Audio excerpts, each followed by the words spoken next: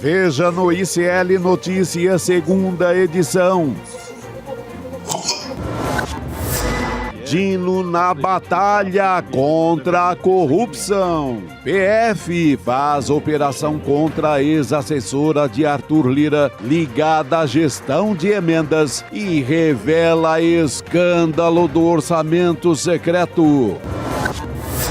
Humilhação para a família Bolsonaro. Governo Trump retira Alexandre de Moraes e a esposa dele da Lei Magnitsky.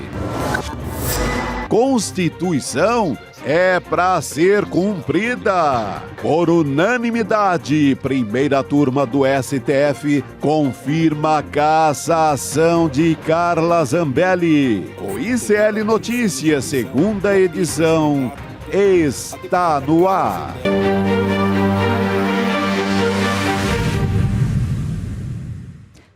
Olá, seja bem-vindo e bem-vinda ao ICL Notícias, segunda edição. Hoje é sexta-feira, dia 12 de dezembro de 2025. É isso aí! Sextou, Chico! Boa tarde para você. E olha, falamos do Lira ontem e hoje temos novidades. Hoje tem novidade. A Ema gemeu no tronco do Juremar, viu, professor? Porque o Lira ontem estava chateado com o Hugo Mota, porque o Hugo Mota deixa o Glauber se livrar e faz aquela lambança toda na visão do Lira. Hoje, o alvo é o próprio líder político alagoano, líder do Centrão, né? O homem do PP, que mandou rios de dinheiro para Maceió, para Alagoas, na verdade. Pois é. Juliano, boa tarde a você. E o STF decretou aí a perda automática do mandato de Carla Zambelli. Foi isso, né? Foi isso. Foi rápido, inclusive. Uma afronta da Câmara dos Deputados, a decisão judicial era clara, né? Deputado ou deputada que tiver condenado com trânsito em julgado fica inelegível e tem perda do mandato, né? A Câmara tinha só que encaminhar a decisão judicial, não fez isso, afrontou o Supremo e a resposta veio rapidinho. Vamos ver como é que a Câmara agora vai responder nos próximos dias o Hugo Mota, que se tornou um grande consenso na imprensa, nos analistas políticos e até entre os seus aliados como um presidente da Câmara fraco, omisso e incapaz de enfrentar os BOs que estão estourando na Câmara toda semana. O responsável pela esculhambação, nas palavras do próprio Arthur Lira. Exatamente. Ele usou isso, né? A definição dele é esculhambação. E hoje vamos entrar no mundo do Arthur Lira, né? Esse que vai ser o nosso tema principal, nossa primeira parte do nosso jornal, com o Chico Sá, que é especialista em Codevasf, em política lagoana, vai nos dizer exatamente o que está por trás das denúncias já passei muito nesse universo aí, mas tem uma outra companheira aqui da nossa equipe que sabe muito mais do que qualquer um de nós, que é a Heloísa Vilela. Daqui a pouco esteve lá, passeou no terreno ali, para onde deveriam ir as emendas. Porque esse negócio da emenda, o imoral é porque elas não viram obras para valer. Elas não viram serviço para as pessoas. Porque digamos que o cara faz uma obra qualquer, mas vai lá, emprega um pedreiro, emprega gente do local, movimenta a economia. Mas o pior é que esse tipo de grana costuma virar patrimonialismo. Aumenta só, normalmente, o patrimônio dessas famílias, sejam liras, sejam outras do Sudeste, do Sul, de qualquer região do Brasil. Pior é isso. Pois é. Vamos entrar nessa história, gente. Presta atenção, vem aqui comigo. O ministro do Supremo Tribunal Federal, Flávio Dino, afirmou que há fortes indícios de que Mariângela Fialec, ex-assessora do deputado e ex-presidente da Câmara, Arthur Lira, operava diretamente o encaminhamento de emendas parlamentares supostamente desviadas do chamado orçamento secreto. Hoje, Fialec foi alvo de uma operação da Polícia Federal que cumpriu mandados de busca e apreensão. Lira não é alvo das investigações, tá? Na decisão, Dino argumentou que a assessora supostamente atuava em nome de Arthur Lira e permaneceu na função mesmo após a saída dele da presidência da Câmara. O ministro diz ainda que há fortes indícios de que a assessora integrava uma estrutura organizada voltada ao indevido direcionamento de emendas parlamentares, supostamente atuando sob ordens diretas da antiga presidência da Câmara, fato que ainda está em apuração. Olha, procurada, a assessoria de Lira reforçou que atualmente Fialek não é assessora do deputado e que não houve busca alguma no gabinete de Lira. Você chamou Elô? Você falou em Elô? E eu vou chamar a Elô, porque ela está muito dentro dessa história. Hoje ela tem que estar aqui. Pois é, Elô. Olha, que história do dia de hoje, né? Falávamos bastante sobre Arthur Lira. E hoje ele não é o alvo principal, mas ele está enrolado, né? Está atrelado ali, porque a assessora é a dele. Boa tarde, querida. Pois é, boa tarde, pessoal. Boa tarde, Roberta, Juliano, Chico. Não falou no Arthur Lira, não é alvo, mas ele é mencionado mais de 20 vezes num documento de 32 páginas que justifica essa batida da Polícia Federal que aconteceu aqui, nesse corredor onde a gente está. E eu queria mostrar para vocês uma salinha muito especial aqui da Câmara dos Deputados, que é essa sala aqui. Sala de assessoria da presidência. Isso daqui não existia antes do Lira ser presidente da Câmara dos Deputados. Foi ele que inventou essa sala, como o pessoal aqui chama de puxadinho, para botar a chamada Tuca. É o apelido dessa moça. A Tuca trabalhava ali. E isso aqui, gente, tinha fila de assessor parlamentar para ir lá despachar com ela e resolver os problemas das emendas. Não, vai para aqui, vai para ali. Era aqui que eles ficavam resolvendo emenda. Acontece que a Tuca saiu. Saiu não, né? Não é mais assessora do Lira, mas ela continua sendo a assessora principal do Partido Progressista, que é o partido do Lira, e continua sendo a pessoa que organiza, digamos assim, as emendas. Eu acho que tem duas coisas importantes para a gente falar nessa história. Primeira, com essa batida de hoje aqui na Polícia Federal, o ministro Flávio Dino está puxando um fio, que é o fio fundamental para mostrar, investigar, levantar o que foi o escândalo do orçamento secreto e como ele ainda se perpetua aqui no Congresso Nacional. E a segunda coisa que eu queria dizer para vocês é o seguinte: essa moça, a Tuca, ela tem uma filha pequena. Ela passou o dia hoje com duas amigas dentro de casa, apavorada com o que está acontecendo. Ela tem uma ameaça grave de sofrer uma prisão preventiva e os amigos, algumas pessoas que conversaram com ela, aconselharam a Tuca hoje: olha, a sua saída é delatar para cima, ou seja, dizer quem mandou fazer o que você fazia. Porque ninguém acredita e ninguém pensa que ela fez o que quis, do jeito que quis. É claro que ela estava seguindo ordens de alguém. Então, é isso que alguns amigos estão aconselhando.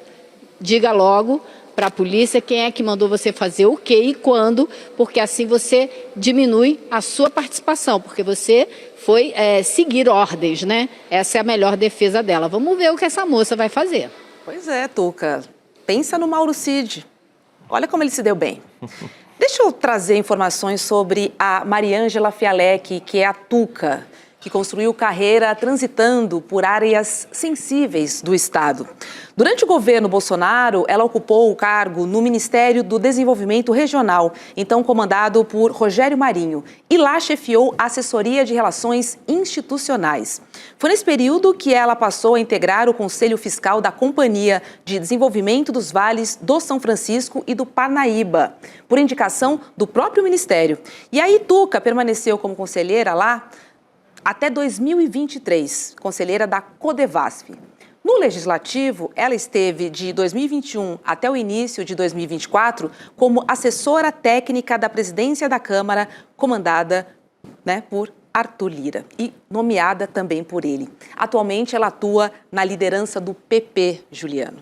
Acho que tem duas questões aí fundamentais que têm a ver com essa batida hoje. Uma questão que, obviamente, é judicial, né? O Brasil inteiro sabe que o Arthur Lira comandava um esquema de determinação, de definição das emendas parlamentares, de aliados, de comissões, de relator, que durante muito tempo a gente conviveu com esse escárnio, que eram as emendas de relator. O relator do orçamento tinha liberdade para definir boa parte das emendas parlamentares por sua própria conta e risco. e os relatores sempre eram indicados, obviamente, pelo presidente da Câmara, que na época era o Arthur Lira. Então, a primeira coisa é isso que a Heloísa trouxe para a gente aqui. Está puxando um fio que pode ir muito longe. Não foi só o deputado Glauber, que foi um dos deputados que foi ouvido nesse inquérito, deputado que denunciou o Arthur Lira, né? Não tem nada a ver com a emenda secreta, o Zé Rocha, do PP, que também denunciou. União Brasil da Bahia. União Brasil da Bahia, conhece gente muito. do Centrão, que está dizendo que, olha, o Zé Rocha disse, olha, eu tinha emenda para indicar e não consegui indicar porque o Lira foi lá e moveu as minhas emendas de um lugar para o outro. O depoimento do Zé Rocha é muito bom. É muito impactante. Então, primeiro tem essa dimensão judicial, mas tem uma dimensão política que eu quero jogar na nossa conversa aqui, que é incontornável. Apenas um dia depois da Câmara dos Deputados afrontar o STF com a não cassação da Carla Zambelli, o STF dá o troco onde dói mais, que é exatamente no esquema do orçamento secreto, esquema que foi comandado pelo Arthur Lira durante o governo Bolsonaro. Eu acho importante também, Juliana, a gente deixar claro que não é um troco assim, já que você fez isso, eu estou fazendo aquilo, né? Só para ninguém se confundir. Claro. Eu sei que não foi isso que você quis dizer. Só para quem está ouvindo não se confundir, porque são operações totalmente distintas, né? E é uma investigação que vem de longe. O ministro Flávio Dino está tocando esse processo das emendas tem meses. Então, isso vai se adensando e as denúncias vão acontecendo e as prisões podem estar próximas de um ou outro, para ver se denunciam ainda mais gente. Se tem alguém, né, Elô, que tem sido muito rigoroso na investigação, é justamente o ministro Flávio Dino, que essa semana mandou recado dizendo que, olha, eu estou segurando aqui enquanto dá, mas o mundo da política tem que achar uma solução definitiva para esse problema, porque não posso ficar aqui a vida inteira afrontando, né, 300 deputados que se beneficiam da emenda secreta. Então, essa semana ele mandou recado já, né, e não faz nada além do que o seu dever, a sua obrigação. Essa semana, desengavetaram o caso, 2 anos na gaveta de algum ministro no Supremo, de uma ação, de um processo, uma investigação contra o Paulinho da Força. Isso sim fica descarado. Agora, o Flávio Dino definitivamente não está fazendo política com esse inquérito. É um inquérito necessário para revelar para o Brasil o que a gente viveu nesses anos de governo Bolsonaro, né? Exatamente. E o Flávio Dino não foi atendido. Aquela história de que parou o orçamento secreto não é bem assim. Continua. Disfarçado de outras maneiras, um pouco na emendas PIX, um pouco em emenda de bancada, mas continua, o jogo continua, tá rolando da mesma forma.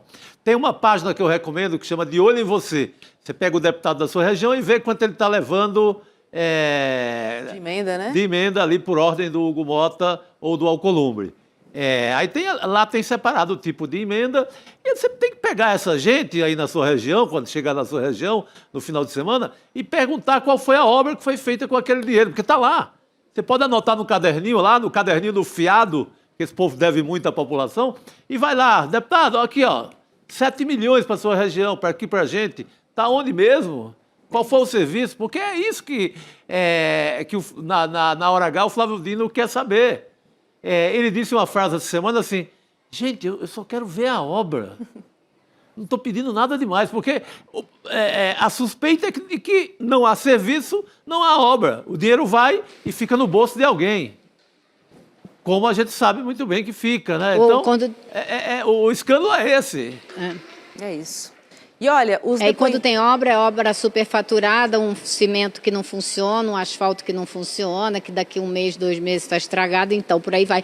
Mas o ministro levantou um caso assim que é seríssimo e tem repercussões assim muito grandes e mostra como o sistema funciona. Acho que é isso que é importante. Ele fala de organização criminosa e dá alguns exemplos para a gente ter uma ideia do que vem por aí. Olha só, os depoimentos de deputados federais e senadores embasaram a decisão do ministro do STF, Flávio Dino, contra a ex-assessora de Arthur Lira, a Mariângela Fialec, também conhecida como Tuca.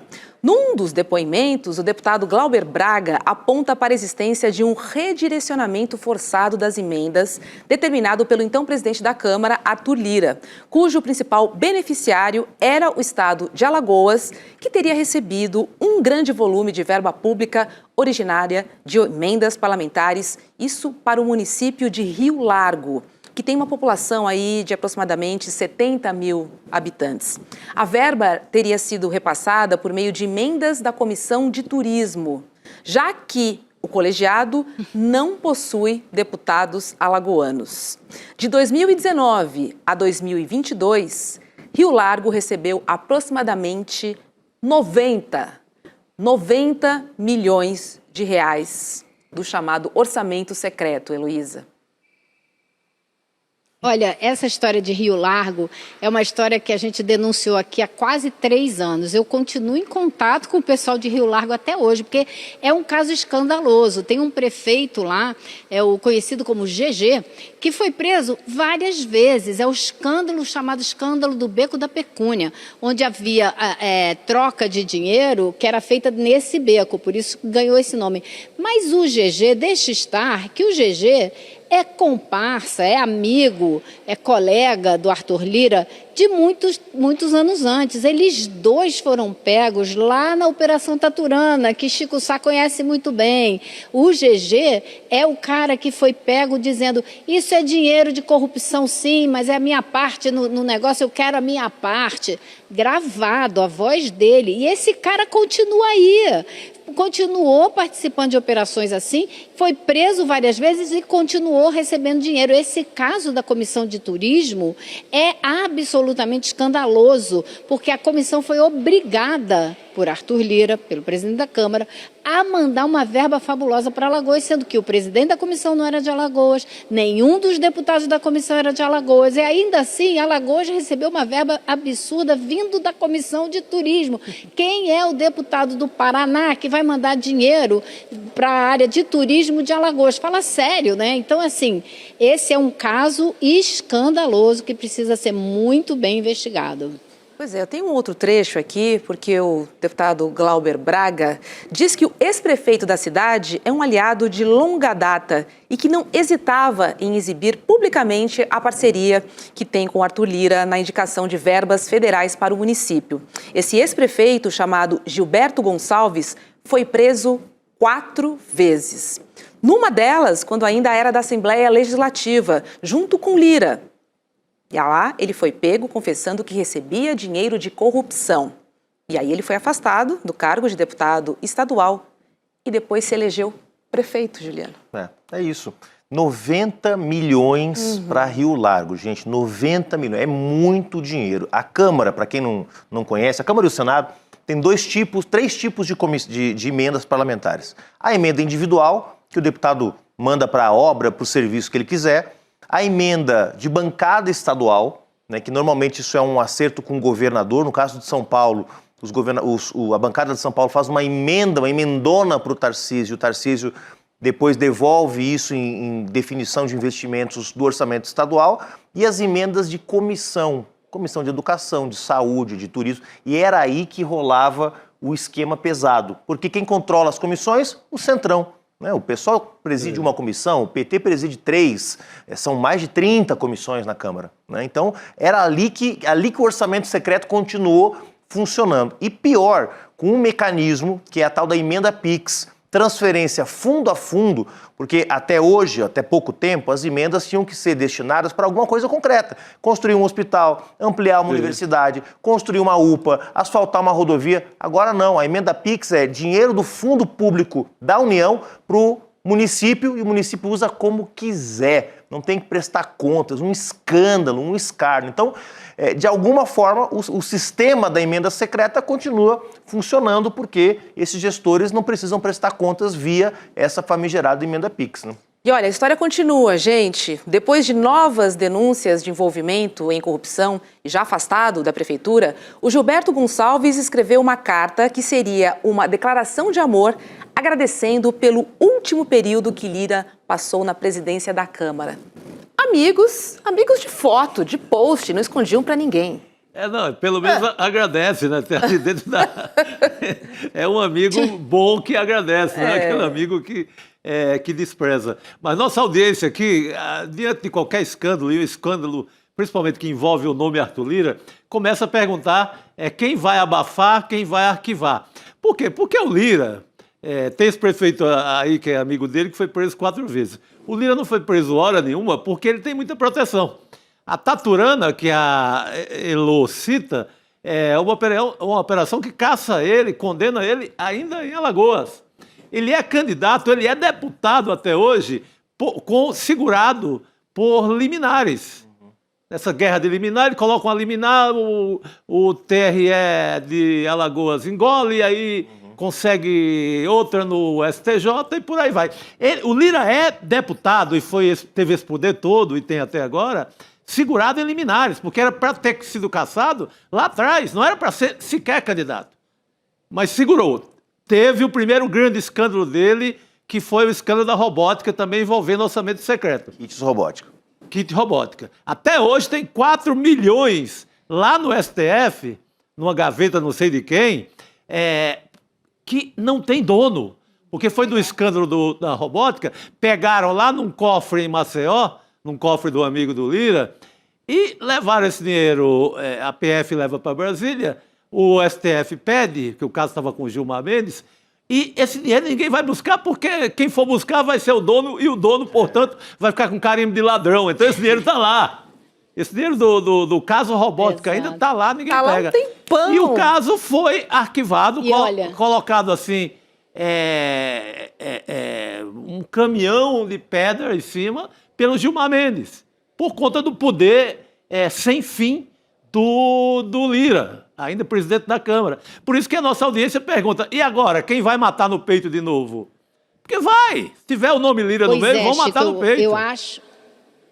Eu não sei. Eu não apostaria todas as minhas fichas nisso, porque o caso, duas coisas. Primeiro, o escândalo do kit robótica foi uma decisão de um ministro do Supremo que engavetou e mandou destruir as provas. O que aconteceu depois disso? A Polícia Federal é louca para pegar o Lira, porque fez todo um trabalho, levantou uma série de evidências e foi tudo jogado no lixo. Então tem muita gente dentro da Polícia Federal que tem sede de voltar a esse caso, de voltar a esse personagem. O que aconteceu naquela época? O caso foi investigado pelas autoridades locais lá em Alagoas. E quando surgiu o nome do Lira, foi enviado para o STF, porque ele tem foro privilegiado no STF. O que aconteceu? Gilmar Mendes disse, não, essa investigação começou com a intenção de chegar no Lira, então já está tudo eliminado, está tudo errado, e engavetou. Acontece que agora isso tudo começou já no STF. E começou com um outro ministro do STF que tem outras preocupações, outras relações, outros compromissos, ou nem compromissos tem. Então, eu não apostaria assim 100% das minhas fichas que isso vai até o fim, como também não apostaria 100% de que isso será abafado. Acho que agora a gente tem algumas chances, sim, disso ir adiante, e tem muita gente preocupada, porque esse esquema dessa organização para controlar o dinheiro das emendas dentro da Câmara dos Deputados na mão do presidente não é exclusividade do Arthur Lira. Já houve várias histórias no Senado muito parecidas. Para simplificar, dinheiro da saúde, chega lá o bolo e quem distribui é o presidente, de acordo com a vontade dele. Nem todos os senadores recebem as partes iguais que deveriam receber. Já houve muita reclamação de senador sobre isso. Então, essa ação da Polícia Federal hoje coloca muita gente de orelha em pé, muita gente contra a parede. Vai ser, fundamental o que aconteceu hoje. A gente não tem ainda a dimensão correta da imensidão que foi essa batida e essa decisão do ministro Flávio Dino. E eu vou além, hein, porque essa operação acontecer agora, faltando uma semana para o final do ano legislativo, foi estratégico. Porque se essa operação tivesse sido feita 15 dias atrás, 20 dias atrás, mas não havia sombra de dúvida de que ia ter pauta-bomba, porque o Lira, quando está amedrontado, ele reage com agressividade, reage com desproporcionalidade, ia botar, através do seu fantoche Hugo Mota,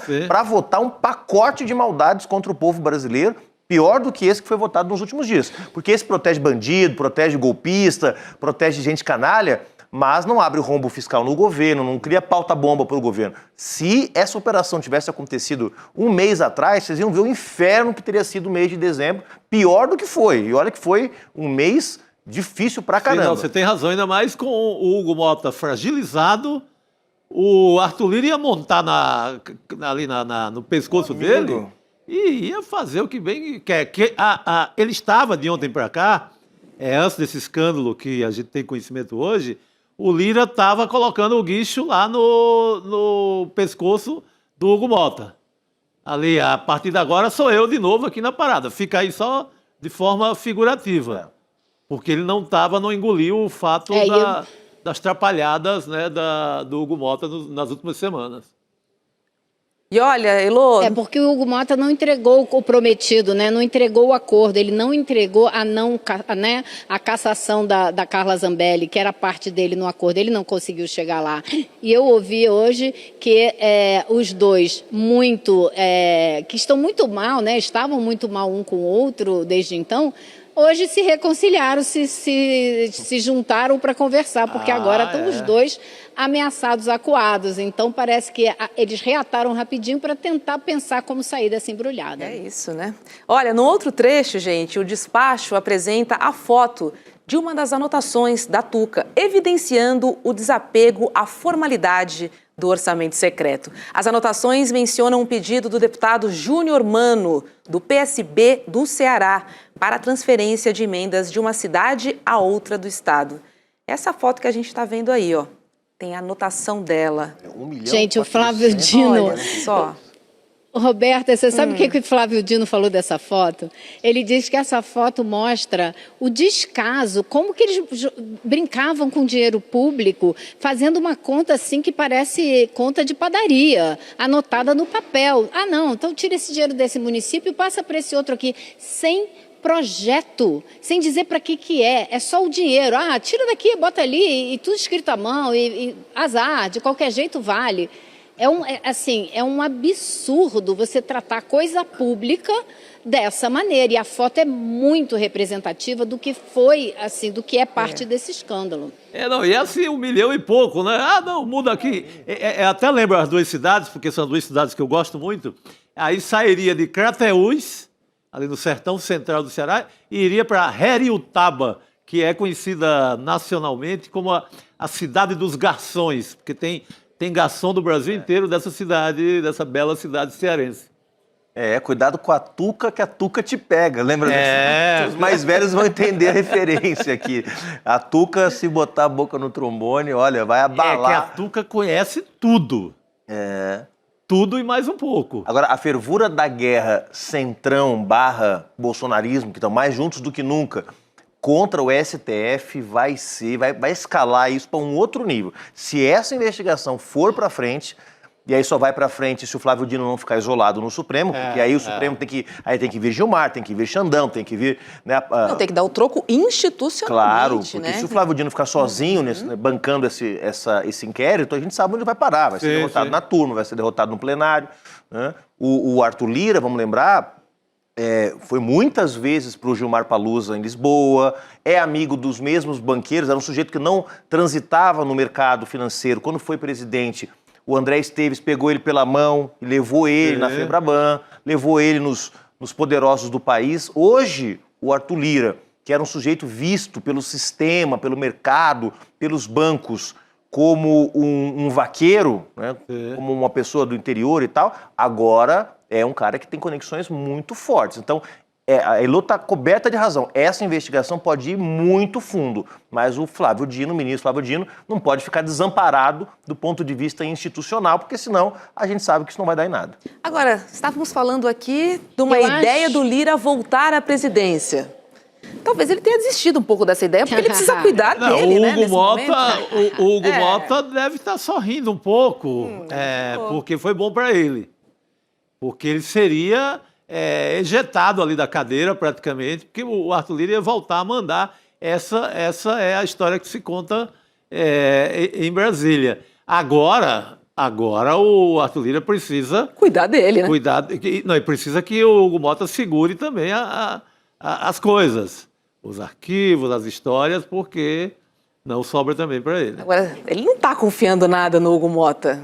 Assim, a situação da Arthur Lira não é nada boa nesse momento, Elô. Olha, ali ninguém confia em ninguém, porque o Arthur Lira vai tentar dividir o prejuízo, sendo que ele nunca dividiu o lucro, né? Então, acho que o Hugo Motta, se tiver 2 neurônios, não vai aceitar metade dessa conta. Agora, se a ideia do Arthur Lira, como muita gente vinha falando aí ao longo dessa semana, era desistir da candidatura ao Senado para se candidatar a deputado e voltar a ser presidente da Câmara, eu acho que esse inquérito, essa investigação, que pode virar um inquérito e pode virar uma ação penal, vai dificultar esses planos, né? Porque vai ter muita gente que, apesar de hoje em dia ele ser um cara poderoso, tem muitas relações e tal, quanto mais se aprofundar essa investigação, mais as pessoas vão querer se afastar dele, porque ninguém vai querer se associar a uma pessoa que está sendo investigada, pode respingar em você. Então ele vai sofrer, acho eu, né, um retrocesso aí nessas relações poderosas que ele cultivou durante tanto tempo. Não, faz todo sentido. A Tuca, para lembrar também, ela passou também na Secretaria de Governo do Temer. Caixa Econômica. Caixa Econômica Federal, também sob influência do Arthur Lira. Ou seja, ela está na boca do caixa, na hora de dar o despacho ali, ela que faz essa conta de padaria para os caras. É uma técnica, evidentemente, não pode pagar sozinho por essa história, não é ela que decidia, mas ela é que faz aquela conta de chegada, opa, vai tanto para cá, tanto para lá, e esse é meu, esse é teu, e vamos embora. Como uma delação cairia bem. Só de igual aquela música do Luiz Gonzaga, essas emendas é naquela base de um para tu, um para mim, um para tu, um para mim, um para tu. 2 para mim, 1 para você. Né, exatamente. 3 para mim e nada para você, né? E é bom lembrar, gente, porque se for fundo, chega no governo Bolsonaro. Porque esse esquema da emenda secreta, depois da emenda PIX, a emenda de relator, foi todo montado no governo Bolsonaro, porque o Bolsonaro não tinha nenhuma noção de como formar maioria no Congresso Nacional. Então, passou 25% do orçamento discricionário do Estado brasileiro para o Centrão, que até hoje tem esse percentual do orçamento de investimento do país nas mãos. E claro, porque além do esquema das emendas secretas enviadas para aliados na ponta, que superfaturavam, que faziam obras que não existiam, etc., quem liberava o dinheiro? Quem libera o dinheiro é a Casa Civil. Sim. E a Casa Civil do governo Bolsonaro sempre foi, do início ao fim, liderada por alguém do Centrão. Onyx Lorenzoni, depois não sei quem, ou seja, sempre teve alguém muito próximo do Arthur Lira e muito próximo do Centrão, liberando essas emendas no governo Bolsonaro. Então, olha, se for fundo, como a Heloísa mencionou aqui, vai pegar boa parte dos caciques do Centrão, dos chefes políticos do Centrão, vai pegar muita liderança política regional vinculada ao Centrão, e aí não é só Nordeste, não, pega todas as regiões do país, Sul, Sudeste, Centro-Oeste, Norte, e pega também gente do governo Bolsonaro. Sim. A gente vai ver até onde esse buraco pode ir. É por isso que eu recomendaria proteção à Tuca, viu, primeiramente. Ela tá mexendo... Exato, era isso que eu ia falar. Elô, ela não entregou ninguém, mas ela é um arquivo daqueles... É um arquivo vivo, né? Sem tamanho. Arquivo e aí tá mexendo HD do orçamento secreto. É o terabyte. Então, eu acho que isso é um cuidado para ter. Não sei se ela pessoalmente pedia alguma segurança. Agora, para ser muito... Ela devia. Agora, para ser muito honesta também, né? Se for investigar tudo o que aconteceu com o orçamento secreto dentro deste Congresso Nacional, vai pegar muita gente do campo progressista também, e eu acho que a gente tem que dizer isso. Não vai pegar só o Centrão, a direita e a extrema-direita. Vai pegar gente... E eu acho que seria ótimo, porque faria logo uma limpa geral e assustava todo mundo para ver se a gente consegue construir um Congresso, né, mais decente de A a Z. Né? Então, se você olhar emendas PIX, quase todo mundo tem, e raríssimas exceções. E não é para puxar saco de ninguém, não, porque eu não sou afiliada a partido nenhum. Mas eu entrei outro dia. Você pegar os deputados do PSOL, você não acha emenda PIX, tá? Na boa, sem querer falar mal de ninguém. Mas isso é um fato, porque eu entrei lá para checar. Então, vai pegar muita gente? Vai. Mas seria ótimo, porque estabeleceria finalmente um outro tipo de relação mais republicana, mais política e menos fisiológica. Vamos chegar a isso tudo? Não sou tão ingênua e otimista a esse ponto. Mas se a gente tirar uma boa camada aí, já vai dar uma melhorada. Ah, seria excelente. Não, e pelo amor de Deus, resolve esse problema um dia, né? E deixa o executivo fazer seu planejamento e governar. Porque isso é um sequestro do orçamento. Não, isso que a Elô falou, quer dizer, aqui mesmo, neste caso, um deputado do PSB, né, do João Campos, da Tabata, quer dizer, e sempre tem um do PSB votando a favor do PL do estupro, votando a favor da PEC da blindagem, sempre tem um do PSB, do PDT, desses partidos, às vezes até do PT, né? Então, assim, olha, é bom, vamos abrir essa caixa preta aí que vai ser bom para todo mundo. É isso. Acho ótimo essa limpeza, mais do que necessária, né, Elô? Pelo amor de Deus, chegou a hora. Muito bom, vamos aproveitar. Mas aí a pergunta que fica aqui no chat é o seguinte, será que o Lira cai? Vamos acompanhar os próximos capítulos. Olha, eu gostei da esperança da Elô. É sempre bom quando um colega tem um contraponto esperançoso. Eu vivo porque a gente precisa de esperança e tal. Mas, olha, quando fala do tamanho do Arthur Lira, os benefícios que ele... Cara, o cara que consegue, eleição atrás de eleição, segurado pelo rabo de uma liminar. Porque ele consegue. Então não tem diabo que o detenha. É isso que me leva a ser cético. Sim. Mas a torcida é para que sim. E por tanto tempo, né, Chico? Isso não começou ontem, a gente sabe muito bem disso. Elô, vai descansar. Esse final de semana é seu, se o Xandão permitir. Um beijo para você, querida. Outro pessoal. Boa noite, querida. Agora o Chico falou uma coisa, quanto maior maior a altura, maior a queda. Quem pensava que o Eduardo Cunha acabaria preso, acabaria denunciado, preso, né, liquidado, fazendo 30 mil votos para deputado federal aqui em São Paulo, não chegando nem perto de ser suplente. Então, vamos ver. E aí você tocou no pai deles todos, né? Ele é a matriz. Papai já dançou. Papai dançou uma vez. Trazendo ele é esse Brandão aqui pra nossa autor roda intelectual, ele é o autor do orçamento secreto, né? O Lira depois dá uma turbinada, mas o Eduardo Cunha que é o dono da patente. É isso mesmo. Juliano, sextou pra você. Olha vou que beleza. abrir a minha jurubeba, fiz aqui minha análise do Congresso. Sou especialista em Congresso Nacional agora, como toda semana tem alguma coisa de Congresso Nacional para falar. Que você traz bastidor. Mas você conhece, você conhece. Pode compartilhar um pouquinho dessa vivência. Você conhece. Eu vou abrir minha jurubeba antes, vou botar um copinho de jurubeba já com gelo para Rodrigo Viana daqui a pouco poder Boa, garoto. deleitar com a jurubeba. Boa, professor. Bom fim de semana, Valeu, Juliano. pessoal. Oi, Rodrigo. Agora sim, boa noite. Boa noite. Chegando aqui. Pois é. Não, eu estava acompanhando aqui nos bastidores. Puxando o fio do Lira aqui, Rodrigo. Puxando esse fio. Eu diria que foi um dia terrível para a direita e para a extrema-direita, né? Família Bolsonaro levou a Magnitsky, retirada da Magnitsky na cabeça, e o Arthur Lira levou uma busca e apreensão na cabeça. Não foi na busca e apreensão dele, mas chegou bem pertinho, né? Chegou bem pertinho dele. Eu entendo o ceticismo do Chico, mas isso que o Juliano falou aqui no final é importante também. Até o Eduardo Cunha teve uma hora que caiu. Não, eu quero que vocês tenham razão, pelo amor de Deus. É um recado pro Lira e pro Mota também. Sim, né? Fique bem claro. E para todos eles que têm rabo preso ali nas emendas. É muita gente. Com essa batida de hoje, muita gente não vai dormir nos próximos dias. Não tem Rivotril que dê para essa gente Brasília, toda, né? Não tem. Olha só, minha gente, faltam apenas 2 dias para você garantir a sua vaga na formação de ensino superior mais revolucionária do Brasil. É neste domingo, tá? O lançamento da turma de 2026 da pós do ICL, Repensando o Brasil, Sociedade, Política e História. E nós temos uma novidade especial para anunciar, tá? Todos que se tornarem alunos neste domingo, durante o evento de lançamento, irão colaborar com a doação de bolsas de estudos para professores do ensino público de todo o Brasil. Olha que bacana!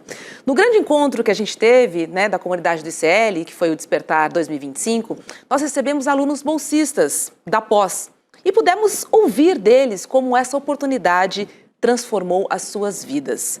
Vamos dar uma olhadinha no que eles contaram pra gente. após Repensando o Brasil, ela traz para a gente um banho do que é o Brasil. O Brasil, ele é um banho de pluralidade, de resistência. Coloca os nossos corpos negros, corpos femininos, enquanto potência de resistências e não quanto vítimas da sociedade. Então saiba que a ajuda de vocês estão transformando vidas que transformam a política.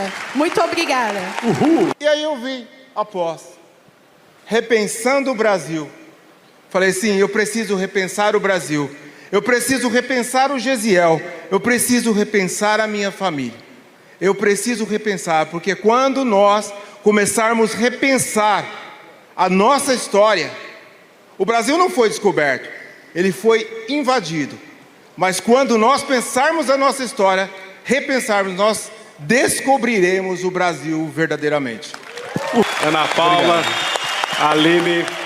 Que bacana, né? Por isso você não pode ficar de fora desse lançamento da turma de 2026 da Pós Repensando o Brasil. E anote aí, gente, no dia 14 de dezembro, às 8 da noite, tem Eduardo Moreira, Gessé Souza e João César Castro Rocha. Eles estarão aqui no ICL ao vivo para revelar as principais novidades e os principais temas que precisamos repensar em 2026. Vai ser bacana esse encontro. Então, além de liberar as melhores condições de matrícula já oferecidas. Então, é isso. Mas preste atenção. Essas condições só estarão disponíveis ao vivo durante a transmissão. E essa é a sua chance, então, de garantir a sua matrícula com um mega desconto. Pega essa live, gente, e se inscreva. Vai lá em icln2.com.br. icln2.com.br. Que bacana, ano que vem. Muito bom, faça como a Roberta, se inscreva e faça após. É isso aí. Vem ser meu colega de turma, estou esperando por você. Vamos chamar o Jamil Chad agora para o nosso N2? Oi, Jamil, seja bem-vindo.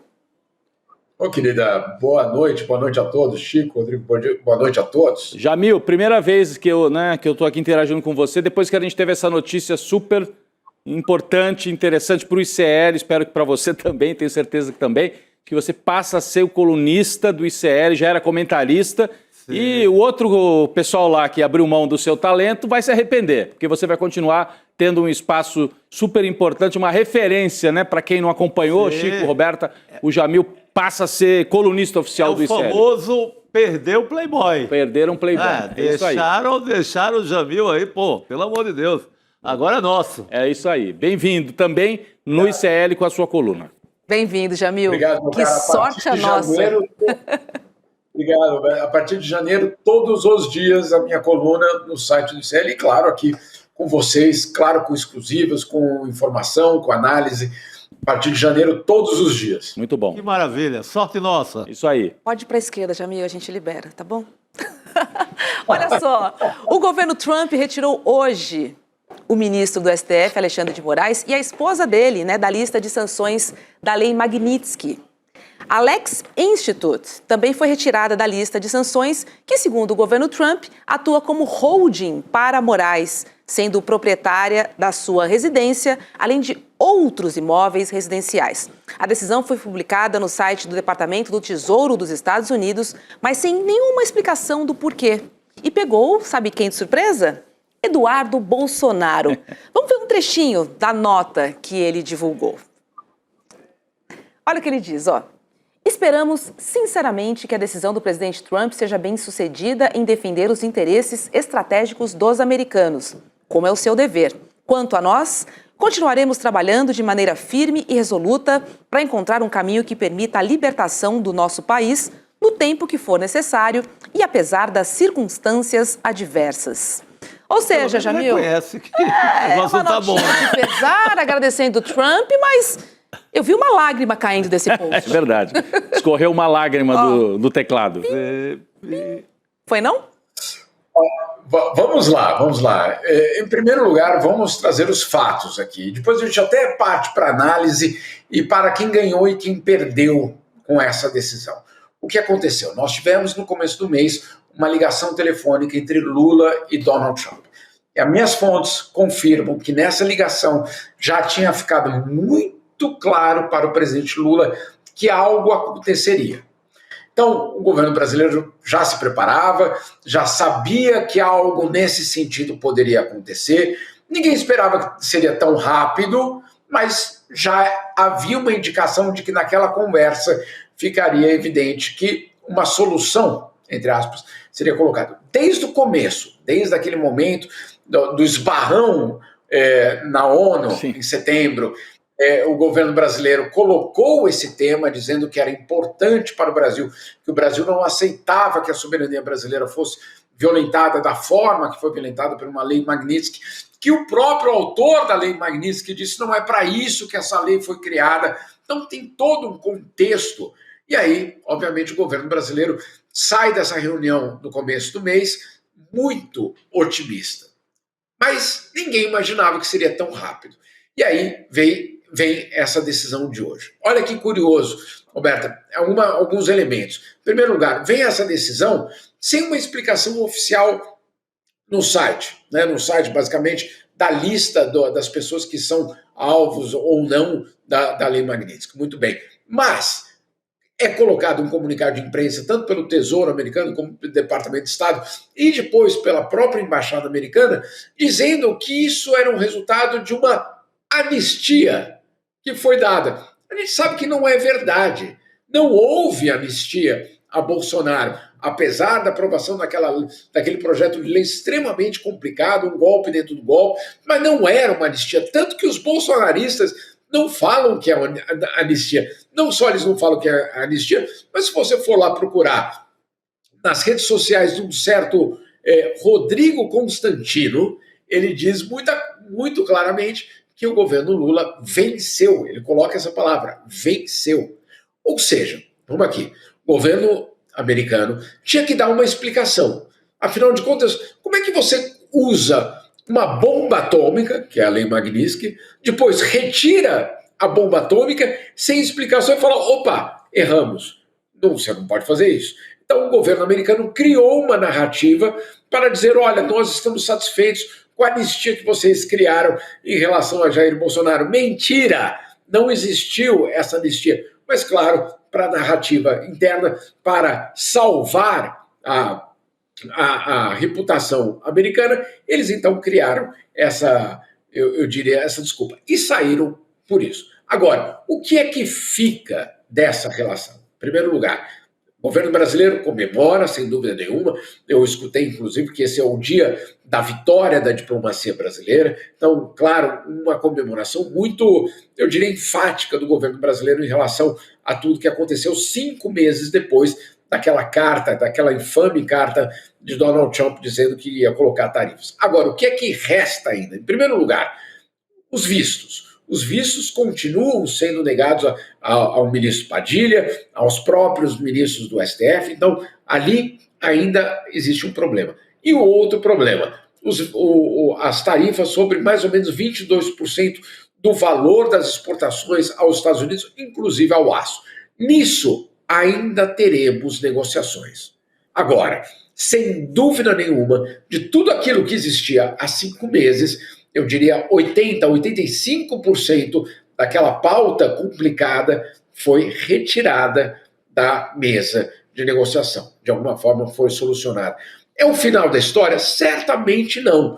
O governo brasileiro não tem nenhuma ilusão de que em 2026 teremos um ano extremamente complicado com o governo Trump, sim, querendo uma ingerência na eleição brasileira. Não há nenhuma dúvida sobre isso. Mas neste momento, é o momento, primeiro, de comemorar o fato de que nós não entregamos nada, ou seja, não pagamos nada, não cedemos em nada e conseguimos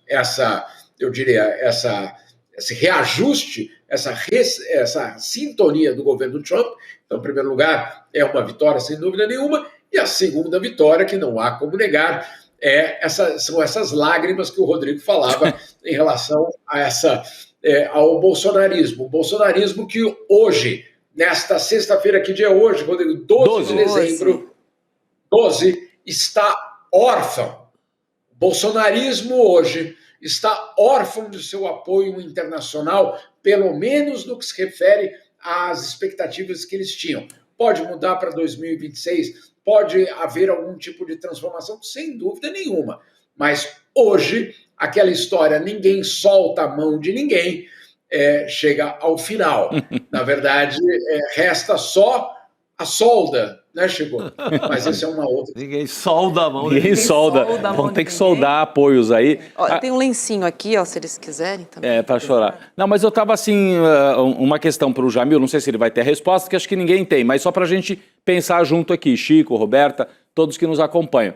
O que o Eduardo Bolsonaro pode esperar para o futuro? Se o Donald Trump soltou a mão dele no episódio do Alexandre de Moraes, soltou no tarifaço, ele vai ser tolerado, a presença dele vai ser tolerada nos Estados Unidos, mesmo que ele seja condenado, porque o ano que vem aí o julgamento dele por tentar interferir no processo aqui no STF. Ele já é réu, vem o julgamento. Não sei se termina até julho e tal. Se ele for condenado, o que a gente pode esperar? Será que o Trump vai literalmente soltar a mão do Eduardo Bolsonaro e falar, vai meu filho, volta pro Brasil, tem que cumprir pena lá. Será que chega a esse ponto ou não? Ou vão dar aquela proteção e deixa ele por ali, como já está o Alan dos Santos, como já está o Constantino? No caso do Alan dos Santos, um foragido, né? O Constantino me parece que não. Mas o que a gente pode esperar em relação à pessoa mesmo do Eduardo e do Ramagem, que também buscou guarida aí, lá nos Estados Unidos, o Jamil? Olha, Rodrigo, isso ainda vai depender, obviamente, isso é uma relação em construção, sem dúvida nenhuma, há muito ainda para acontecer. Eu espero que a gente tenha a compreensão de que isso não é o ponto final dessa história, é obviamente algo fundamental, mas não é o ponto final.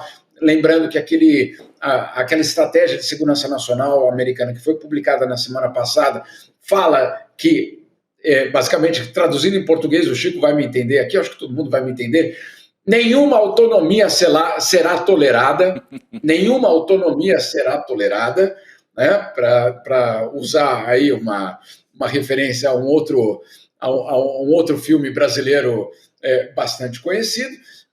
O que acontece é que em 2026 nós teremos, obviamente, um momento chave nessa relação. Será que Donald Trump vai dizer eu estou satisfeito e confortável com Lula no poder e por mais 4 anos, ou eu vou ainda assim apostar em um outro nome que possa, obviamente, ser alguém mais confortável para a minha relação no hemisfério, um hemisfério que eu considero agora como meu, como influência minha, e que na estratégia de defesa nacional americana fica absolutamente claro que toda nudez será castigada. O que quer dizer isso? Não queremos nenhum país na América Latina com autonomia em relação a nós ou com uma aliança com potências estrangeiras, e aí principalmente China. Então, esse é um momento chave. Qual pode ser o destino de Eduardo Bolsonaro? Claro, um prêmio de consolação, ficar nos Estados Unidos. Isso pode ser, basicamente, a solução, vamos dizer assim, a essa equação. Agora, eu tenho visto ele viajando muito, Rodrigo, para locais, né? Israel, Bahrein, El Salvador. Eu mesmo escrevi uma matéria, há um tempo eu escrevi uma matéria quando o governo Bolsonaro ainda existia. O governo Bolsonaro abriu uma embaixada no Bahrein sem diplomatas. Não são 100 diplomatas, com a ausência de diplomatas. 0 diplomatas. Por quê? Para quê? Para justamente não ter nenhum funcionário público vendo o que eles não queriam que ninguém visse. Ou seja, tem muita coisa ainda que a gente pode, obviamente, ter preocupação em relação a 2026. Mas, neste momento, o que nós temos? O fim da Lei Magnitsky, que é algo fundamental, uma tentativa do governo Donald Trump de criar uma narrativa interna para o público americano, dizendo, olha, nós retiramos aquela bomba atômica, mas foi porque eles cumpriram, basicamente, o que a gente queria, que foi dar anistia a Jair Bolsonaro, que a gente sabe que não é verdade. E aí nós temos, claro, uma relação em construção entre Lula e Donald Trump para, eventualmente, solucionar ainda esses 22% de tarifas sobre 22% das exportações brasileiras e, claro, os vistos ainda a diversos atores da política nacional. Vamos aguardar e ver, mas, sem dúvida nenhuma, é um dia que é uma sexta-feira, eu diria, triste ao bolsonarismo. Para eles. Que tristeza. Enquanto eles choram, né? A gente vai comemorando. Edu, fica nos Estados Unidos, tá tudo bem, tá tudo bem. Jamil Chad, sextou, obrigada, viu? E a gente se encontra aqui no ICL. Obrigado. Estou, sem dúvida nenhuma. Só para completar uma coisinha, Humberto, se você me permitir. Claro. Quando a gente escuta a extrema-direita dizendo que existe uma aliança profunda em relação ao Donald Trump, em relação à extrema-direita mundial, eu insisto e eu insisti isso desde o começo. O Chico é aqui prova disso. Governos não têm amigos, governos não têm simpatias, governos têm interesses. E o governo americano é mestre nesse princípio. O governo americano tem interesse em outros locais, em outros países, em outras economias. Quando esse interesse muda, quando há um outro interesse maior, quando o prejuízo de um lado é maior, ou quando ele se dá conta que ele pode ganhar de outra forma, não há lealdade que absolutamente possa segurar. A extrema-direita descobriu que Donald Trump não faz esse papel de, vamos dizer assim, de protetor final de toda a extrema-direita mundial. Ele é, acima de tudo, um americano protegendo os interesses dos Estados Unidos e dele mesmo. Quando não interessa mais aquela figura que nunca interessou, vamos ser claros aqui, Jair Bolsonaro nunca foi o ator que ele pretendia ser. Quando ele não interessava mais, foi lavada a mão e foi largado esse personagem, que é o que nós estamos vendo. É um dia que, na verdade, a gente precisa entender como, acima de tudo, uma constatação desse princípio de que países e governos não têm amigos, têm, obviamente, interesse. Eu só fico com muita pena daquele povo que levou a bandeira americana para o 7 de setembro na Paulista. Nossa, e era uma bandeira gigante. É isso aí. Muitos bonés também, que foram lá no fundo do armário, ninguém nem mais olha para aqueles bonés vermelhos também. Pois é, pelo menos por enquanto rolou química. Rolou química. Aqui para frente a gente não sabe, mas até aqui tá rolando. Obrigada, Jamil. Beijo para você. Bom fim de semana. Beijo, boa noite a todos. Boa noite, querido. Eu só fico preocupado porque eu me lembro que o Obama dizia: o Lula é o cara. Lembra que teve aquele famoso episódio, o Obama encontra o Lula, super simpático com o Lula.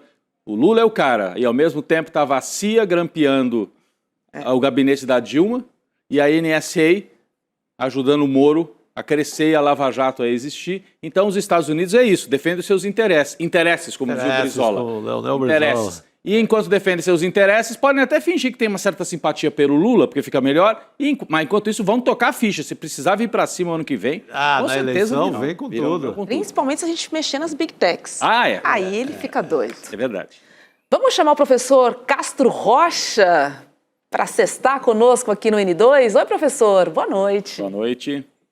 Boa noite, Roberta. Bom revê-la, Roberta. Boa noite, Chico. Boa noite, Rodrigo. Boa noite. Boa noite, Tava com saudades também, professor. Vamos lá. Estamos aqui falando da família Bolsonaro. Vou falar do Flávio com o senhor, porque ele prometeu para empresários de um banco de investimentos que vai fazer uma gestão, digamos, liberal na economia e sem brigas desnecessárias na política. Ele se apresentou como um Bolsonaro centrado, gente. Juro. Nem eu acredito nas coisas que eu falo, às vezes. É muito complicado isso. O 01 falou também na situação dele que ele diz querer evitar, quando chegar à presidência. Vamos ver quais são. O que ele vai evitar? 01 vai evitar contestação das urnas eletrônicas. Vou aceitar agora. Olha só. Ataques sistemáticos à imprensa. Olha, Rodrigo.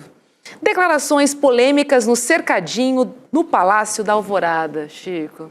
Querendo se apresentar como palatável para o mercado. Olha só. E não está aí, mas ele tem dito também que ele tomou 2 doses da vacina e que ele não vai contestar a ciência. Ele está se vendendo ali como um Bolsonaro, o famoso bolsonarismo moderado, é isso. Que o Tarcísio tentou, é ele agora. É isso. Bolsonaro centrado, professor. Não dá para cair nessa história, né? É um Tarcísio de Freitas com o sobrenome da família. É exatamente o que ele está propondo. Ele está dizendo: eu sou o que vocês desejam no Tarcísio de Freitas. Isto é, a pinochetização do país. Com uma vantagem: eu potencialmente tenho os votos que o meu pai possui e que o Tarcísio de Freitas não tem e que nenhum outro nome na direita pode dizer que tem os mesmos votos do Jair Messias Bolsonaro, que, bem ou mal, perdendo em 2022, obteve 58 milhões de votos, o que é uma soma assustadora. Mas o que é mais irônico, Roberta, Rodrigo, Chico, é que o que o Flávio Bolsonaro está dizendo, ele está dizendo o seguinte: eu sou tudo aquilo que meu pai não foi. Eu serei um Bolsonaro sem ser Jair Messias. Isto é, se no primeiro momento foi a Michele Bolsonaro que escanteou o marido e tentou assumir o protagonismo político, agora, Roberta, é o próprio filho que está dizendo: eu quero me afastar do legado do meu pai. O que é que eu quero? Eu quero o sobrenome. Por quê? Porque eu acredito que este sobrenome traz votos. O que eu prometo para a sociedade e, sobretudo, para a Faria Lima, que eu serei exatamente o que eles desejam no Tarcísio de Freitas. Em outras palavras, Chico, se nós falássemos do Nelson Rodrigues, o Flávio Bolsonaro deveria dizer para o Jair Messias Bolsonaro: perdoa-me por te traíres. Totalmente. A peça é essa. Agora, do ponto de vista da estratégia política, Chico, eu acho que é até inteligente, assim, do lado do Flávio Bolsonaro, porque se ele tem uma disputa na direita, uma parte do mercado financeiro e do Centrão diz: não, veja bem, precisamos ter alguém com um perfil mais moderado. Ele fala: tá bom. Eu vou, né? Então deixa comigo, eu posso ser esse moderado. Por que vocês têm que buscar? Vocês querem Bolsonaro, não querem? Mas moderado. Posso ser eu, não precisa ser o Tarcísio. Pronto, pulo na frente. Porque o adversário dele, no momento, é o Tarcísio de Freitas. Não é ninguém de fora, não é Lula, não é ninguém.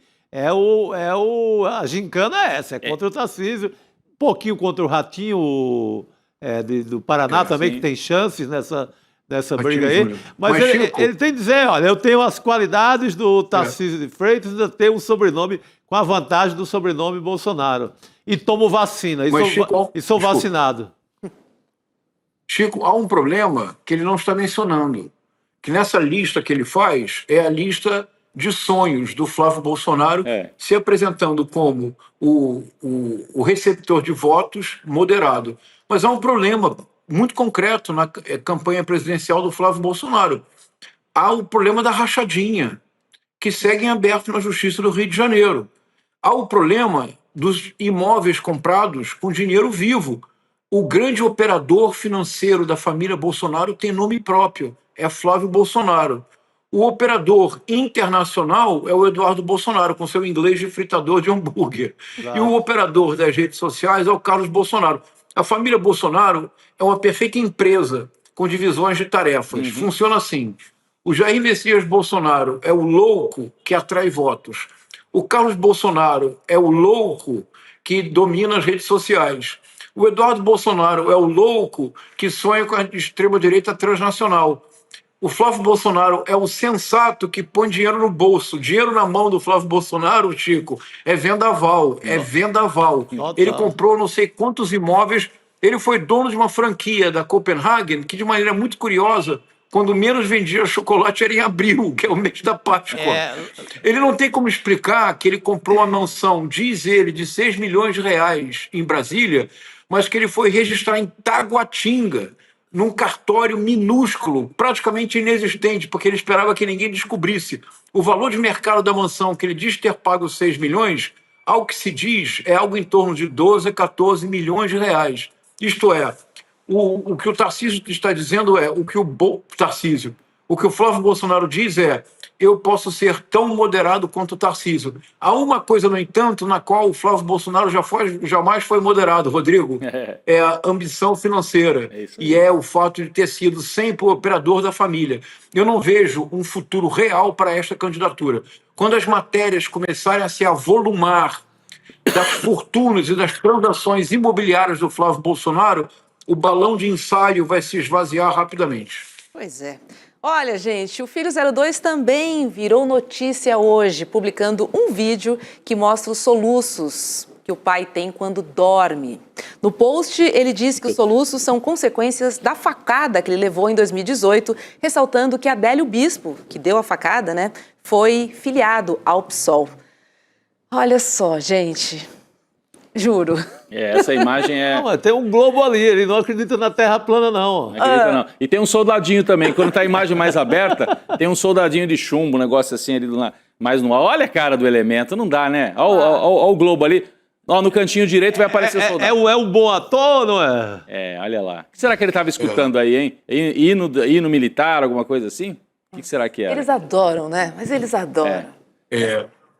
Olha, Roberto, se a produção conseguir agora, ela poderia procurar uma imagem de um pintor renascentista italiano, mestre da perspectiva, chamado Andrea Mantegna, que tem um famoso Cristo, que é exatamente essa imagem.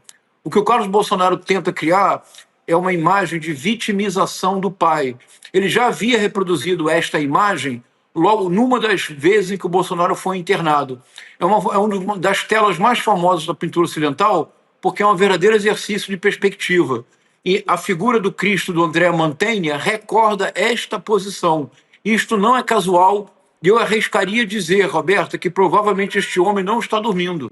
Isso é uma cena posada com o objetivo de fazer uma equivalência dessa imagem clássica de Cristo com o Jair Bolsonaro e jogar a última cartada que possui o bolsonarismo. É a vitimização do Bolsonaro. É a última cartada que eles possuem. Vocês encontraram a imagem? Eu encontrei aqui, estou mandando aqui para a nossa equipe. Não sei se a produção já conseguiu separar, mas já encontrei. É realmente impressionante. Da onde vem essa... Aqui, ó. Da onde que vem esse tipo de coisa? Certamente não saiu da cabeça do Carluxo. A vitimização, sim, mas usar essa imagem, né, que dialoga com um certo inconsciente coletivo aí, ocidental, Isso. não é? Essa imagem... Rodrigo, o Andrea Mantegna foi um dos grandes pensadores da perspectiva no Renascimento. É um pintor fantástico. Essa imagem ela é ensinada em todas as escolas de belas artes e todas as pessoas que se interessam por pintura, em algum momento, conhecem esta imagem. Porque essa perspectiva, não sei se vou conseguir mostrar, essa perspectiva que você quase que vê... Olha, aí, essa. Pronto. Essa é uma das imagens mais icônicas da cultura ocidental, é a imagem do Cristo já morto, portanto inconsciente. Veja que ele não está com os braços abertos, está vendo, Rodrigo, Chico, Roberta? É muito importante, porque ele não está crucificado. É o Cristo deposto, retirado da cruz e já morto. Se você agora corta para a imagem do Bolsonaro, você percebe que existe um claro interesse de criar uma correlação visual, porque mostra a imagem com a perna, com uma imagem inteira. Veja. Percebe, Rodrigo? Eu fico com uma pena do pintor renascentista. Eu fico com uma pena do pintor renascentista. Mas será que eles conhecem o pintor renascentista, professor? Cá para nós aqui. Roberto, essa imagem do Mantegna, algumas pessoas podem não saber que é do Andrea Mantegna, mas, por exemplo, o Salvador Dalí pintou um Cristo idêntico ao do Mantegna, moderno. Então é uma imagem que faz parte do inconsciente coletivo. Ainda que muitas pessoas não possam associar ao Andrea Mantegna, que se não conhecem o Andrea Mantegna, conhecem a imagem. O impacto da imagem é o impacto da vítima, injustamente colocada numa posição porque ele sofreu uma facada. E a facada, não esqueçamos que num congresso do CIPEC em Florianópolis, de todos os lugares do mundo, Chico, Florianópolis, o Nicolas Ferreira fez o discurso mais aplaudido do encontro, e que ele termina o discurso colocando uma imagem do Bolsonaro ferido, ele corta e coloca no telão que imagem, Roberta? A imagem do Cristo.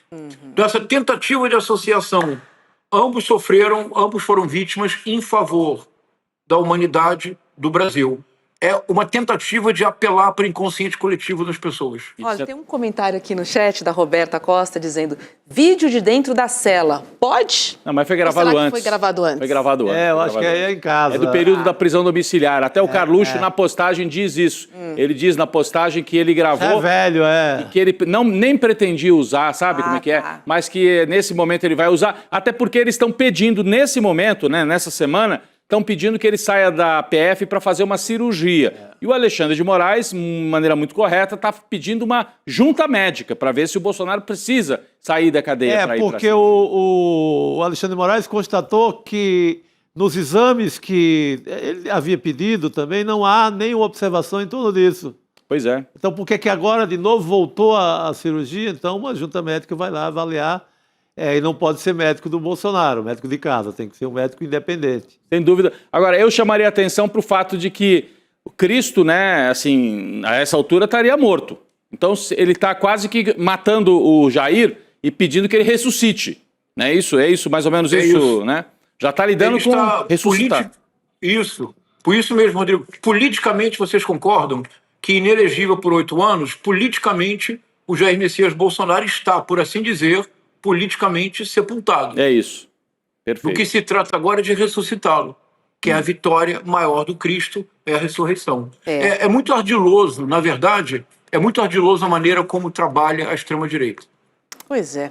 E agora, professor, vamos traçar um paralelo das estratégias da extrema-direita com a peça Ricardo III, de William Shakespeare? Vamos, professor? Vamos. O senhor lê o original em inglês e na sequência eu leio a tradução? Eu vou Podemos dizer o combinar original, assim? Roberto. Eu tenho de cabeça, eu vou dizer para você o original, você lê a tradução, pode ser? Caramba, eu tô Vai lá. quase pedindo pro Chico ler William Shakespeare, que eu acho que é a cara dele, viu? Não, Eu mesmo professor fiz a tradução, é assim. Olha, a cena é a seguinte, o Ricardo III é o grande vilão do teatro shakespeariano, e é uma novidade muito grande no teatro elisabetano, porque o vilão usual, o modelo do vilão é o Iago, é o vilão dissimulado, é aquele que a todos engana e todos creem que ele é amigo, leal, sincero. Só se descobre a vilania do Iago no último ato. Em Ricardo III, Shakespeare ousou, Roberta, e a minha intuição é que ele antecipou o mundo que nós vivemos no século XXI. Porque o Ricardo III entra no palco e ele afirma o que ele é. Ele diz assim: I am determined to prove a villain and hate those idle pleasures of these days. Continuo? Sim. Deixa eu ler a tradução aqui para o pessoal pegar. Tramas urdir, conjecturas perigosas, ébrias profecias, mentiras e ilusões, para criar, entre meu irmão, Clarence e o rei, ódio mortal de um contra o outro. Muito bom. Fecha aspas. É isso. Olha só, Roberta, Chico, Rodrigo, o Ricardo III é o irmão mais novo da família que chegou ao poder depois do final da Guerra das Duas Rosas. Agora eles chegaram ao poder. O Ricardo III, no entanto, é um homem deforme, um braço maior do que o outro, ele é coxo, ele tem uma corcunda pronunciada, ele é muito feio. Então ele diz: estou decidido a provar-me um vilão e odiar os prazeres vãos destes dias. Porque como é que ele vai fazer com toda a sua deformidade física no momento de festa? Ele diz assim: plots have I laid, tramas urdi, libels and dreams, mentiras e ilusões, by drunken prophecies, olha que lindo isso, Chico, profecias ébrias, libels and dreams, to set my brother Clarence and the king in deadly hate, the one against the other. Se nós pensarmos, Roberta, Rodrigo, Chico, tramas urdir, teorias conspiratórias, mentiras e ilusões, fake news, ébrias profecias. Qual é a finalidade? O que ele pretende criando esse conjunto de narrativas mentirosas que cria uma ilusão? Ele pretende gerar ódio mortal entre o irmão dele, Clarence, e o rei. O rei também é irmão dele. Então, ele anuncia ao vivo, direto, na primeira cena do primeiro ato, todas as vilanias que ele praticará. E, Roberta, ainda assim ele chega ao poder. Não existe disfarce, não há dissimulação, não há nada que não permita que o público saiba, desde o primeiro momento, quem é Ricardo III.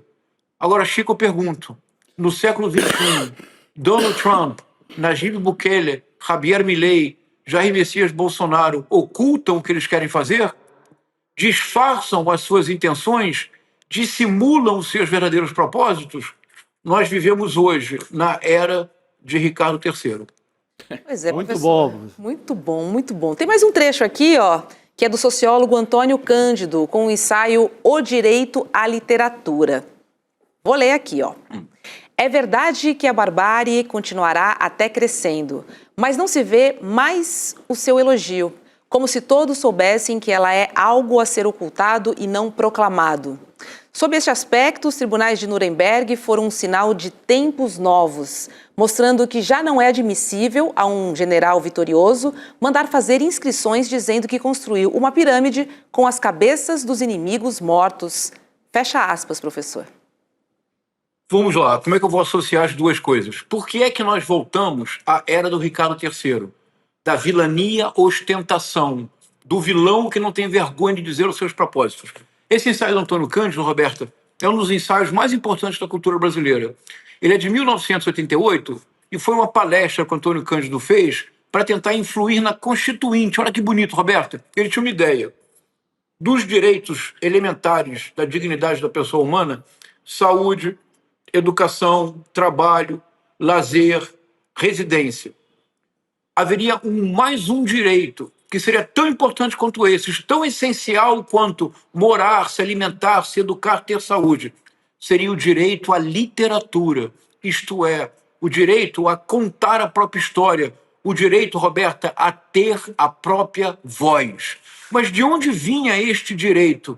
Dizia o Antônio Cândido que após a Segunda Guerra Mundial, depois do trauma causado pela revelação do Holocausto dos tribunais de Nuremberg, as pessoas não tinham mais coragem de assumir preconceitos publicamente. As pessoas já não tinham coragem de tentar diminuir o outro publicamente, que a Segunda Guerra Mundial teria marcado um avanço profundo nos direitos humanos. Roberta, o mundo inaugurado pelo século XXI é um retrocesso tremendo. Hoje, ninguém tem medo de dizer coisas terríveis. Hoje, na União Europeia, se discute a possibilidade da criação de centros de repatriação. Quer dizer o seguinte: se chegarem imigrantes de países pobres, especialmente de países africanos, o que os países da União Europeia farão? Criarão, Roberta, centros de repatriação, campos de concentração para decidir o que fazer com as pessoas e, na maior parte das vezes, para repatriá-las para os seus países. Hoje, o Donald Trump não tem nenhum pudor de afirmar que os Estados Unidos são superiores a outros países. Hoje, o Jair Messias Bolsonaro não teve nenhum constrangimento numa live de imitar uma pessoa morrendo afogada em falta de ar. Hoje, o Javier Milei não tem nenhum pudor de fazer as afirmações absurdas que faz. Perdeu-se o pudor. A barbárie avança porque, ao contrário do mundo que foi inaugurado pelo fim da Segunda Guerra Mundial, hoje todos se dão o direito de celebrar e elogiar a barbárie. Só neste mundo pode haver uma era de Ricardo III. Muito bom. Excelente, professor. Que bom você estar com o senhor, professor. Vou dar uma notícia, tá? Você é sua aluna no curso de pós do ICL, só digo isso. Não vejo a hora. Que bom, que privilégio, Roberta. Muito bom, fico feliz. Obrigada, professor. Boa noite. Obrigado. Até bom lá. Bom fim de semana. Boa noite, meu cara. Todos nós. Olha, vamos falar sobre Donald Trump novamente, mas vamos falar com o nosso correspondente, né? O correspondente da Telesur, na verdade, o Nátio Lemos. Oi, Nátio, boa noite, seja bem-vindo. Boa noite. Boa noite. Olá, Roberta, olá, Rodrigo, também muito obrigado aqui desde Buenos Aires, hoje com muito calor, um prazer estar com vocês. Tá calor aqui no Brasil também, Chico, pelo menos em Chico. São Paulo, tá bem abafado por aqui depois das chuvas, né? Principalmente aqui em São Paulo. Olha só, os Estados Unidos apreenderam um navio petroleiro na costa da Venezuela. E aí o governo Trump afirma que a embarcação é usada para transportar petróleo sancionado da Venezuela e do Irã numa rede ilícita de transporte que apoia organizações terroristas estrangeiras. A operação foi gravada e publicada nas redes da procuradora-geral, a Pamela Bondi, ou Bondi, talvez. Quando questionado por repórteres sobre o que os Estados Unidos fariam com o petróleo apreendido, Trump respondeu que os Estados Unidos pretendem ficar com tudo. Já o governo de Maduro acusa o governo Trump de pirataria e roubo. São essas imagens que a gente está vendo aí, Nacho. Que história estranha, né? Exato, eu estava escutando faz alguns minutos na transmissão do ICL como falavam que ninguém tem medo agora de falar o que seja, qualquer coisa. Primeiro começaram falando da guerra contra o tráfico de drogas, do narcoterrorismo, entre aspas. O que a gente viu explicitamente agora é que os Estados Unidos querem o petróleo da Venezuela, que é uma questão energética, que Estados Unidos está olhando para o resto do continente como se fosse próprio, e essas são as ações que estão levando para frente. O que aconteceu já é uma jogada explícita de uma política invasiva, de uma política de controle sobre o Mar Caribe, mas interrompendo o traslado dos commodities da Venezuela. O presidente Nicolás Maduro falou que essas ações interromperam y secuestraron, robaron un navío que era civil, que un navío particular y que es crimen cometido por los Estados Unidos. También teve razões da China, teve razões da Rússia, do Irã. É uma questão geopolítica. Já não só é um problema nosso do Sul América, do Caribe, do Brasil, que faz uma fronteira de mais de 2.200 quilômetros com a Venezuela praticamente, sino que também é uma questão geopolítica porque Venezuela tem as maiores reservas de petróleo do planeta e porque é um eixo do xadrez geopolítico global. Então, nesse sentido, tem muitos países preocupados com as ações que estão levando para frente os Estados Unidos no Mar Caribe.